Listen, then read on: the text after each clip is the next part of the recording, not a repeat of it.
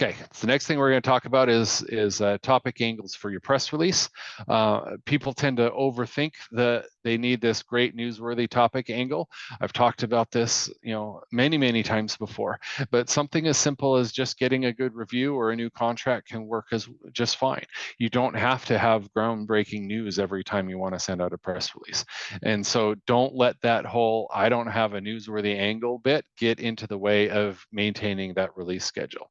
Now, that's all fine and dandy, but if you spend a little bit more time on the angle, it really helps out a lot on the brand and reputation front, especially because when we're targeting that brand and reputation angle, we want people to get into that release. We want those prospective customers to read it.